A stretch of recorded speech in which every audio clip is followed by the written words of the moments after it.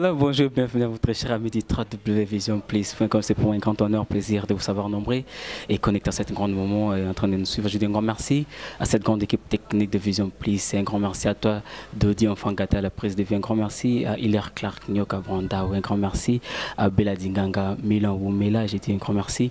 Nabotunyo Subangarbongo, Jaffer Mikwete, les Phoenix, la presse. Voilà, question de parler d'actualité politique. Il y a un cannabis, nous avons un mboka Daniel Safuna, il est comme Mekampe, Kutoshiba zone nyonso ya politique to betla masolo ya indépendance 57 les kaka boya beaucoup la kaza mukolo et na kati mboka oyo à vivre ba indépendance ebele les cas mais yani en tout cas to éviter et ça couper simba mbo boy to sur la bongo et na et je tiens encore merci à l'impresseur Claude Ndombasi, maman Elisa Monoko Bank, voici pour vous et mon mboka Daniel Safou, bonjour. Bonjour. Et mon batnyo sozo Kazolando pour la première fois na Vision Plus. Oui, bon, ils abinora hein. Après à chaque fois ça benga na oya, je ne refuse pas. OK, voilà mon mboka Daniel Safou betano masolo ya Lipanda 57 ans et yango ekoki peleki et activité mon côté salami défilé salamité et impressionnant par rapport il y a triste fait autobengi indépendance ndeleki. On a des impressions. Première impression, l'impression immédiate, Kabila n'a plus le pouvoir. Ça c'est l'impression immédiate, bon ça micro. Un pouvoir Kabila les a sauté. C'est un pouvoir finissant, c'est un pouvoir moribond, ils ont sauté. Donc il n'a plus le pouvoir spirituellement, pouvoir les a sauté. Manifeste au monde à travers la ville de Kinshasa, vous ne sentez pas l'autorité de l'État. Au monde à travers l'insécurité, l'enlèvement, le pouvoir n'y est plus. Donc tant que... Et puis il est bloqué. Bloqué par la stratégie na bango moko ya koluka fanda na pouvoir, hein, baza bloqué, ils n'ont plus un discours. Ça c'est de deux. Ils veulent détruire l'identité congolaise. Fait tu vois les symbolique, le mumba lobia na discours, il y a les 30 jours bi, boko yebisaka bana na bino ba lobaka na bana na bango. Donc la progéniture que to bundisaka mundele. To zubongo lipanda, la liberté. Et ce sont des symboles qui construisent la nation. Et on ne veut pas que le Congo soit une nation. Tant que Mamadou Ndala ba Koufi, mais Mamadou Ndala ba Mounonte ba Lélé na Kundelpin. Mais c'est comment qui symbole la nation. Alors, il faut détruire les symboles de la nation pour que le Congo ne soit pas une nation.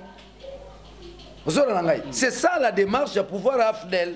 Qu'on se le dise. Pour le lot, stade auto commune, on va se voir l'élection que c'est exacté. Faut que benga ba on a identité na bango. O kimbanga ba nekolo vute kana vana pambu tukidi. To zonge sika to utaki. To utiwa. Afdel ba yo ba libérateur ba tumoka mikusoko beta bango yo ndeti ngabo ata 10 beti bango. Mais to no banga bango. 20 ans après, nous sommes sortis de la peur. On n'a plus peur. Somona zolo ba no ba pour un sentiment. Non pas pour plaire les gens, c'est la résistance, c'est le combat au vrai sens du mot. Kola Moussaba Nabiso, Bandeko Nabiso, partout ailleurs dans le monde, à travers, n'est-ce pas, Congo et l'Afrique, va comprendre que ça ne va plus au Congo. Et que les Congolais va télémi, de la même manière, Bampadi va télémaka, Bakimbango va télémaka. Génération et années biso. Nani, France Fanois Lobby. Hein, ça revient à chaque génération, soit de trahir son peuple, soit de défendre son peuple. Ça dépend à chaque génération. Chaque génération est en abattre. Génération est en génération il y a soit de défendre le pays, et en génération il y a paix. Et il y a dans pays, bah continuer la corruption. Mais moi je pense que notre génération devons résister face à la dictature de Kabila. Faut Kabila yé afandi bo habiter mi bali bazana mboko. Ozolanga parce que quand l'AFDEL est venu bazo bisoka basi hein, batumo bako dopé, bako ça n'importe quoi, mais 20 ans après je vous dis, Daniel Saf babimi. Et qui encore bana ba pauvre. Moi je suis un enfant d'un pauvre. Je suis l'enfant d'un pauvre. J'ai grandi comme orphelin. Nous n'avons dit matin à continuer la misère ou à jamais. Et j'en appelle à tous les enfants des pauvres du monde. Surtout à Congo, bah se joindre Nangaï, to bunda, to bloquer Kabila. Il ne va pas passer le 31 décembre les KT, on est bloque là, des gros de force. Il nous a embrigadés à cause de la destinée de Bisso Boïté. tout un peuple pour des intérêts sentimentaux du ventre. Il y a Moutoumoko, il y a Lamba, il y a Ndaku, a bloqué tout un destin. Il y a 80 millions d'habitants. Jamais, je le dis. Comme disait Thomas Sankara, la mort ou la patrie. La mort ou la patrie. Nous avons annoncé le blocage le 19 décembre à 0h.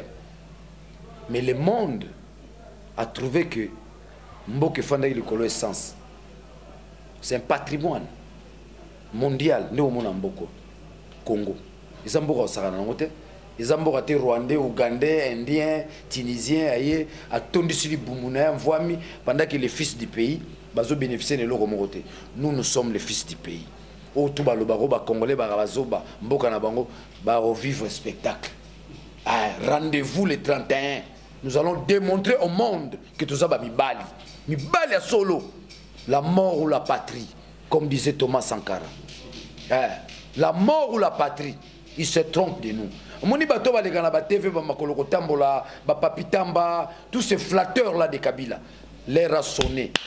Ils a soubongoté. Ils a soubongoté. L'air a sonné, yozo luko flatté pour l'IA, hein? Et le Romoza mesquin pendant que la communauté entière, 80 millions d'habitants, crèvent de faim, meurent de faim. Au Moniface au quotidien, je vous annonce que d'ici là, l'État congolais aura du mal à payer les fonctionnaires. Bon, vous êtes. Bruno Tchibala a écrit à FMI. Bon, vous êtes. Matata Boma Bango Mboka. Tangazo Sabango, révolution de la modernité. Nous étions parmi les journalistes, c'est tout ça là en bas prison. Tout ça là en bas prison pour décrier si la mégestion de Matata. Il y a mon université à Kindoukoun. Et où il y a un parlement. Parce qu'on dit que c'est l'autorité budgétaire qui doit planifier et voter. Mais bon, c'est la biloko, avion, somba, noirité, qui pavita, qui batongi, immeuble idiot, immeuble lobarate, intelligent, tabatonné bakosa abiso, immeuble intelligent, des impressionnistes, pendant qu'ils sont en train de détourner les pays. Tout ce que Matata a fait, c'était des détournements. Où en sommes-nous? Où en sommes-nous? C'est les malades qui cherchent les médecins, pas les médecins qui cherchent les malades. Quand les FMI se rendent compte que Tozo Bradé Bakare Migné Nabiso, nous étions en programme avec FMI. Il y avait des appuis budgétaires. Le peuple aurait soufflé mon mouquet. FMI se rendre compte que vous avez Bakare Migné, vous avez 100 millions. Après 6 mois, vous allez revendre à 600 millions. Vous allez non, l'air a sonné, les Congolais doivent s'élever. Donc le 30 juin, il faut qu'on ait deux dimensions. Il y a la dimension émotionnelle, il y a la dimension épistémologique. Dans sa dimension épistémologique, on nous refuse à ce que nous soyons une nation. On construit une nation avec des symboles. Le 30 juin, c'est la symbolique.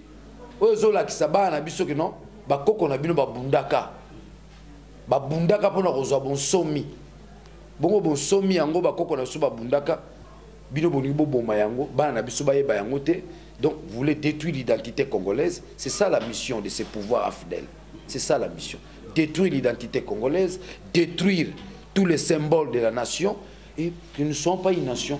Tous en mboka moi bazoba wana mboka bazoba balingaka miziki balingaka masanga, c'est faux. Wana bafisha kala.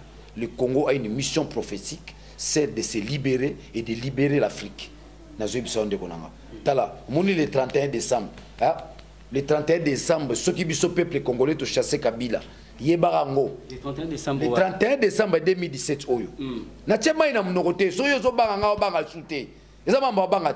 C'est mon pays. Pardon?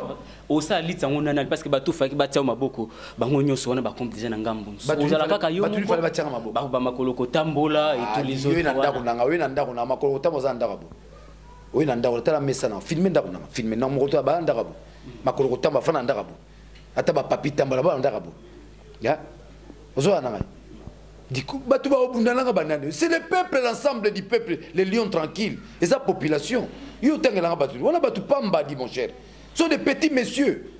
Si on a flatté l'éducation à Zoa, au papa n'a pas n'est pas être flatteur.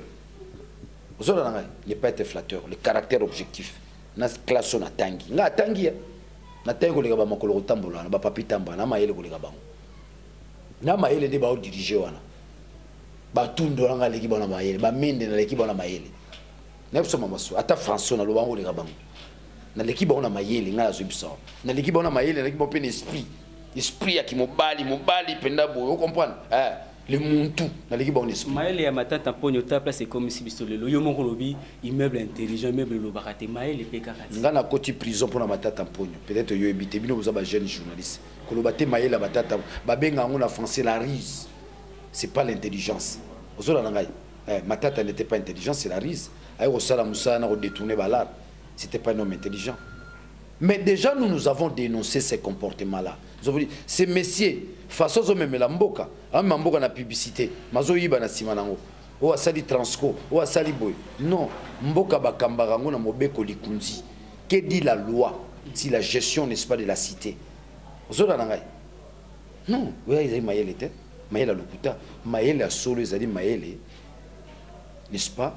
Il y a qu'à changer parcours de la population. Il y a qu'à changer Mboka. Il y a qu'à répondre à l'appel et à grandeur. Mboka Yangoan. Où est la grandeur du Congo? Et ça, Congolais en tout pas. Bah ma tête un peu nous bailler pour avantager les Indiens, bah Rwandais, bah Ougandais, Mambobélé. Tant que bazo boma mino douane ya matadi, na ya boma, bazo pèse avantage na douane ya Ouganda. Au moins baton, ce que yo wana maele. Yo pèse avantage na mboka mususu, mais mboka na yo bato bazo souffrir. Tu trouves ça normal?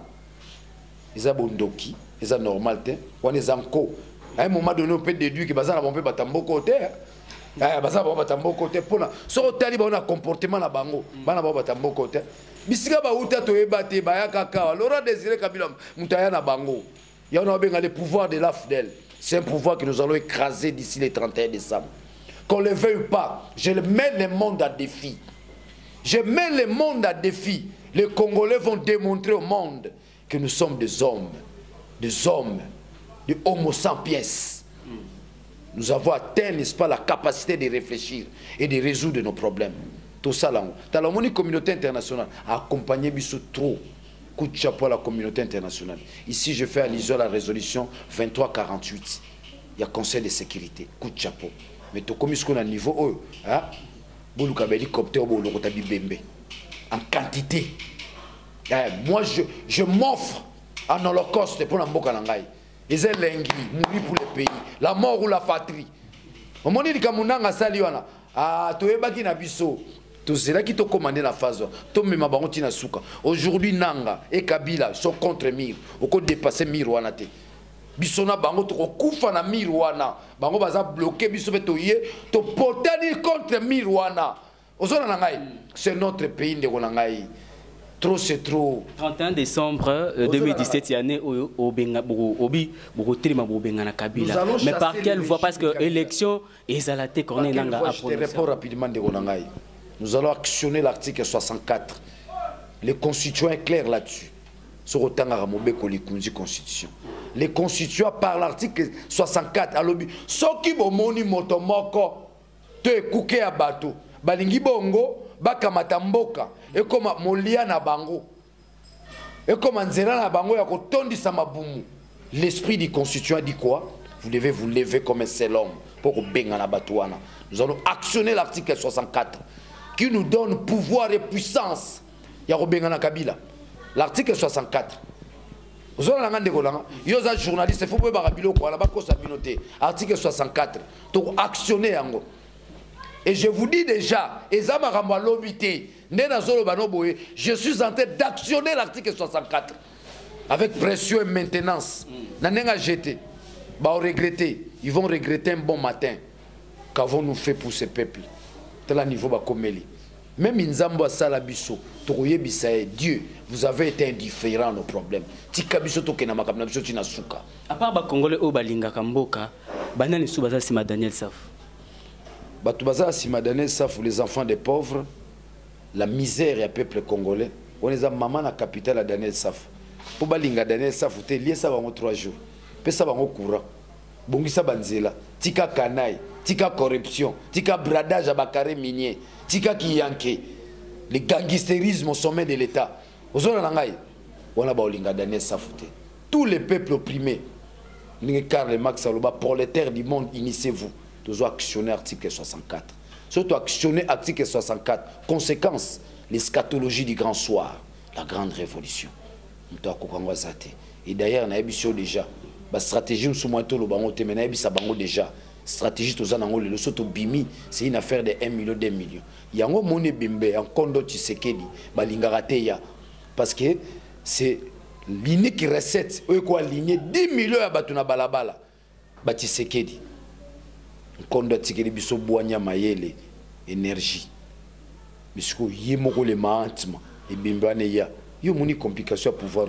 Bato bazangi respect na Tshisekedi, bakufuta. Ils seront humiliés et par l'opinion, et par les peuples, et par le monde.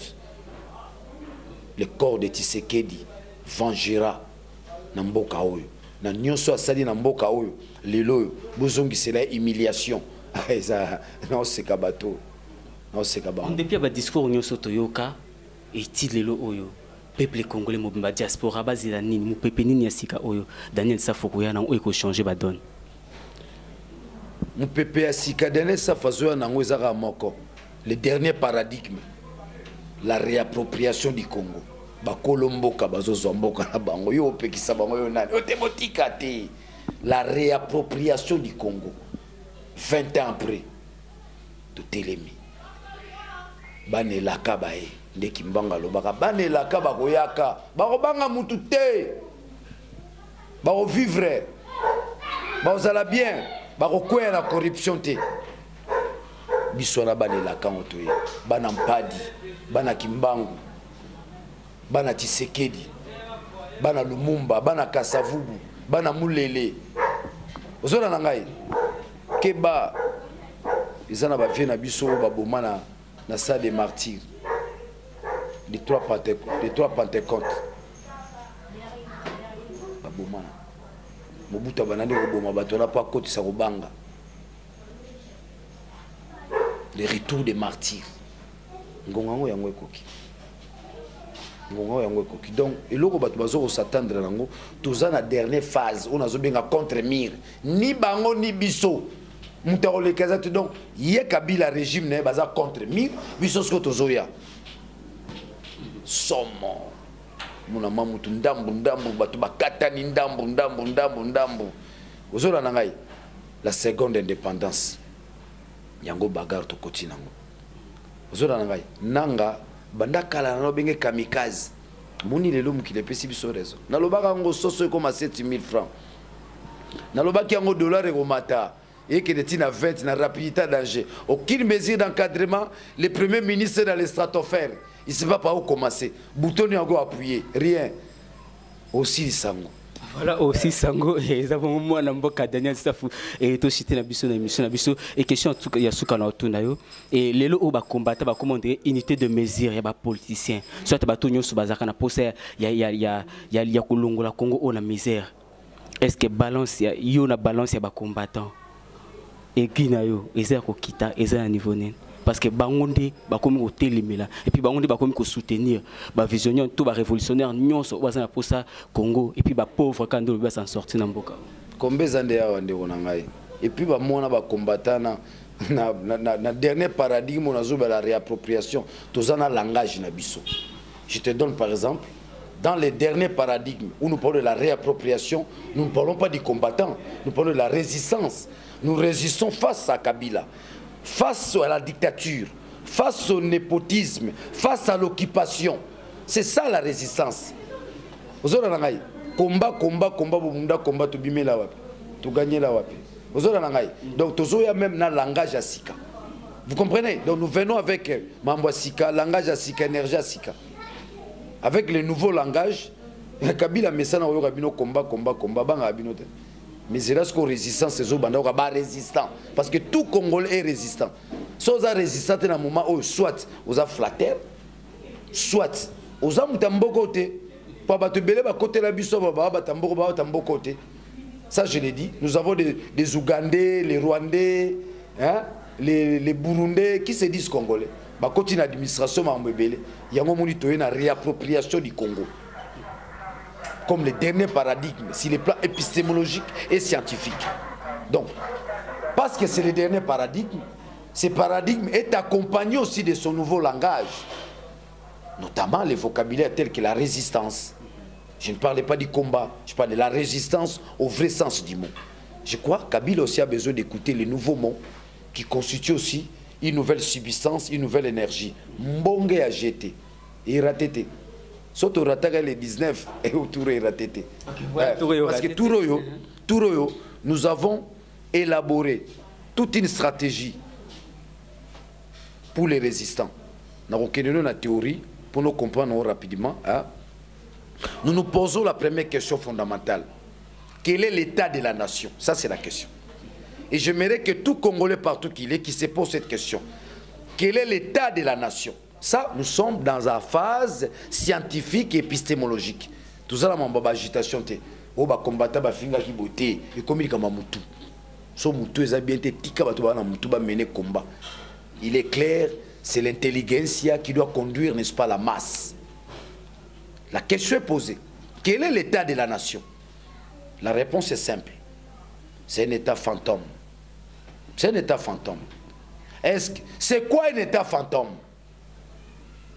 C'est un état où les textes ne sont pas respectés, où la constitution n'est pas respectée, où il y a la corruption, où les peuples ne se retrouvent pas dans la gestion. Maintenant, qu'est-ce qu'il faut faire pour résoudre ces problèmes? Remède. Remède. Quel type de remède qu'il faut apporter pour résoudre ce type de problème, n'est-ce pas, lié, n'est-ce pas, à un état fantôme? Il faut la résistance. Vous comprenez? Il faut la résistance. Et cette résistance pour faire quoi? Cette résistance a comme objectif la réappropriation, n'est-ce pas, du pays. Voilà le schéma. Le schéma est là. Papi tambo na bangote na babulu wana bazana ba agitation ba yumamo ba na ba poto ba salariés ils ont échoué en Europe ba EPA pe bazo échoué pour demander si bazu bouloté bazu pe la rangote mais au moins baza afficher que ba iba flatteur de ba tuna bande kona ba ya poto ba collabo mais biso na niveau ya résistance faut to lukela ba mo mususu les traîtres. Baza ba traître faut que na ba mo oyo ba père na ba mère na ba na bazo comprendre to que na ba una science moko simple ozola na ngai to que na una science moko simple o kimbango lobi futaka na vana pambu tukidi tuzonga place to utaki où il y avait la science, il y avait la sociologie, il y avait la philosophie, il y avait la psychologie, il y avait l'administration. L'homme noir avait ses capacités cognitives de transformer son environnement. Mais il y a eu copie. Grâce à des gens comme des Tchèques Anta Diop, nous sommes en train de récupérer notre identité scientifique. Nous sommes en train de récupérer notre vision petit à petit. Et là où on a regretté, you m'a dirigé les pays africains, bazongi sosima, Sassou Nguesso, Kagame, Museveni, Paul Biya. Donc, attaque où on vous qui peuple, mais à Jérôme combattre. Paul Biya, on a Mali Nicolas bloqué, à présent Nicolas Salaté. Aujourd'hui, baza combattu par l'âge. J'ai bloqué 83 ans. Démissionné, démissionné. Comment que ne pas indépendant? Fandat, Yonzambe, Soko Lobé Salami, vieux baudie na bango. Les combats dans la durée. Vieux baudie na bango. Vieux balala raté. Que notre télé na une heure place à l'un tout. Kosu ti 4 heures. Kosu ya jeté. Vous savez maintenant tongo so la muki kengwa dondo. Oh c'est moi le président du Sénat. Mais de 1 heure à 4 heures kosu do mai na mai. Santé za soubienté vient démissionner. Paiement balingo paiement raté. Donc nous avons des gens qui nous ont pas aidés. Tant aux a dit Sabé baba président africain, baza pour ouais ba président africain. On a biscrotte. 30 ans à pouvoir. Hein? Daniel Safou na kokangote. Attaque député so ba tchenga 5 ans. Na olinga sous deuxième manate colonne. Colonne et beba. Mais la bisa tout na ba vie na yo. Nazaka na ba député. Tout na ba vie na maladie babela. Colonne na makolo. Voilà, merci. Le koso, refana na pouvoir le koso. Ba uma colonne na makolo. Donc, genou à gauche, comment ça la bien? Non, il faut savoir laisser. Tu fais 5 ans, premier mandat, 2 mandats, tu laisses. Il y a une autre jeunesse qui prend la relève. Yo Tikala comme visionnaire. Je t'ai dit, nous allons démontrer au monde combien les Congolais peuvent faire mieux quand ils sont dans la liberté et dans la paix. Vous comprenez? Donc, le 30 juin, mon élection, Tika na weza nango bazo meka magie. Ba meka magie ba kokate. Moni nanga, aluka foliwa. Moni baliwa odo mutalali ba carte d'électeur et tondele na chambre. Moni baliwa nanga zoluka. Mayebite limbisanga na koseka liwa mutute limbisanga ndeko langai. Abe maluma la zabi. Ebi frappe azo. Ebi frappe azo. Bayebi sabino limbisanga bi ba condition ku fela te. Akoma ki na niveau ko perdre même mayele na ye. Ka sumbi nie na ya sakani na nie na ye. Wala na ngai doko saka na mukilité. Ko saka na batute. Tala degré arrogance au maluma la zaki nango.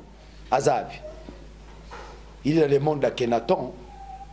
Il est dans le monde d'Akhenaton, en train d'être interrogé. Qu'avez-vous fait au Congo? Vous avez paix à son âme, les Anzela Bissonio se mettent au Kenenzela, on a bien. Kokina on a Britannique la té. Ya Kena n'a bouloué, que moi la mouké. Ah oui, je suis 60 ans. Koskibote mystique. Vous avez Congo dian totila, Congo dietu. Yé à Omona. Écoutez la carte d'électeur na zolo na suki. Vous comprenez pour la bazoli ngoyo kate. Si quand on continue en phase oyoka. Ba machine on a besoin de machine lobby na bakade to bona biso. O tcha biso pona mamba corruption. To bona biso liga o maintenir Kabila na pouvoir. Ba carte d'électeur est tondi bokuta kufina ba carte d'électeur. Voilà, merci beaucoup. Voilà tout ça non soki nzamba zongité et message na suka. Message na suka la réappropriation du Congo. Tous en Bourg en Abisso. Tous en Bourg en Abisso. Vous comprenez? Les Rwandais se sont organisés pour voir en Bourg en Abango en chassant Biariman. Mais t'as bien gagné Biariman, Monique et toi la capacité de voir en Bourg et Zanzingat. C'est comme ça qu'ils vont prendre aussi le Congo. Ce sont les Rwandais, c'était l'organisation des Rwandais qui se sont mis d'accord, va s'organiser, baya bazu Congo, bazalakawa. Pour ma caméra, faut le bango siko, bazalakawa, baya. C'est les Rwandais qui ont apporté Laurent Désiré Kabila au pouvoir. Et ça, les Rwandais. Les Rwandais, et c'est les Rwandais qui ont tant que nous étions un conglomérat d'aventuriers. Les Rwandais qui ont bazalaka kawa, bazawa, bakuma prêtre. Mais le 31 décembre, tu as raté bangote. Jamais tu as raté bangote. Moi je vous dis, ngai na osenga nzambe, na bisaka mwasi na bana na ngai, na mona jour ango. So nzamba ozompe manangai azwa na e. Que Dieu puisse prendre mon âme. Mais je demande à mon Dieu, accordez-moi cette grâce. Courage on a eu à Kobunda pour Namboko, Namuna, départ à bateau. Quand il y a un bima, tu as photo à famille, ou telle photo à moi, c'est pour voilà, c'est ici que nous sommes point. Et commettre feinte. So bing ba Daniel Saf kolobela ba Kanyamate. Kanyama c'est mon travailleur. Ngaza Kolomboko. Tenu on a la tarana, mbanga na tchakana, c'est l'argent du contribuable. Tu comprends, je pèse plus que lui. De temps aux années, on va te Kanyama Lobaki à référence. Awa ba référence de tout ça ndako c'est Kimbangu c'est Mpadi. Aujourd'hui on a énergie zali awa, il y a la puissance dans cette maison. Ndako tango tangi kombo na transmission mystique nenga zana ki moi fièvre. Wana za mwana musala. Aza mwana musala. Faut la ki saba congolais ba Kanyama général Kanyama. C'est l'argent du contribuable. Aza mwana musala na biso. Aujourd'hui on a soka sali musala malamu to apprécier. Soka sali musala mabe dégager. Voilà, prochainement, tu vas David, mon amboka Daniel Saf pour le solo là, ma solo et je dis encore merci à l'équipe technique qui accompagne, qui nous encore merci à eux Dodi enfin gâté. Pardon, nana bossana, zoanga penda caméra bien talangai, zoanga penda bien, bongisa micro. Je m'adresse au monde entier. Message où ils ont s'adresser na bino nyonso. J'ai 2 messages. Soto kukisi makambo. To ke sengomboka o. Message à Liboso. L'unité de tous les Congolais. Notre adversaire a Isarana stratégie moko, diviser les Congolais. Pour la babi misabso ba idiot, ba ignare, ba con achevé. Or nous avons la gigote, nous avons l'intelligence.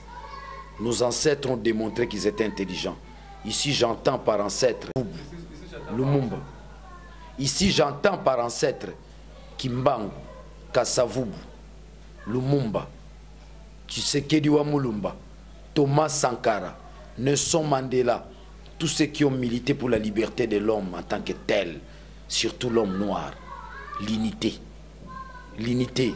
Le régime de Kabila ise par la division.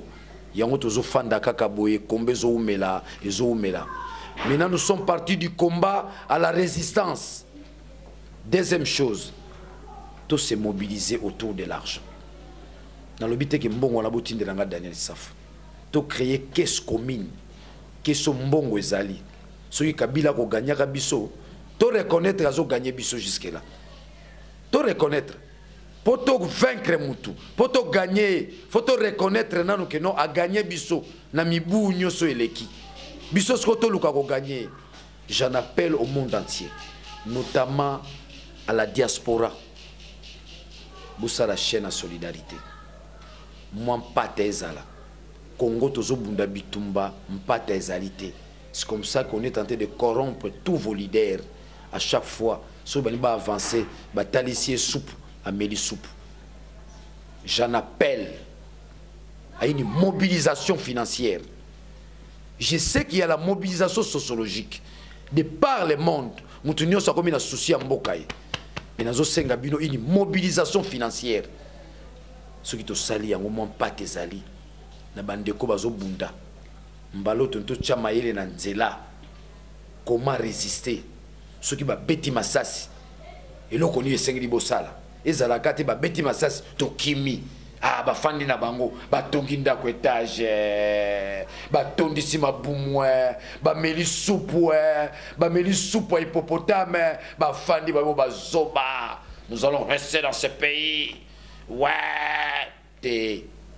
Tout ça la caisse commune. Mon pâté zala. Cette fois-ci, qu'on puisse plaquer tous dans une seule direction.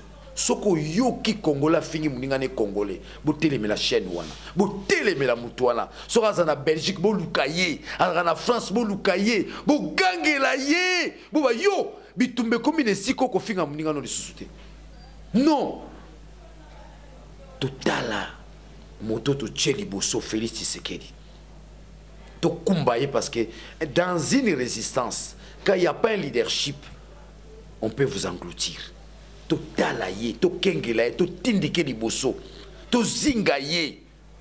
Oki déclaration sali, abima kambu oyo. Nanga lobi, c'est une déclaration de guerre. Ah! Mona mkonga nzoka lobi. Félix alobi. Basango ba lobi. Tala bato ba papita ba zoba, mutasala hymne national les Père Boka. Ba yebi kutute, ba kuya ba yeba makabelete. Père Boka aza sango, debout congolais, ba sango ba lobi, debout congolais ba do finga bango. Bozo finga na hymne national. Ba flatter.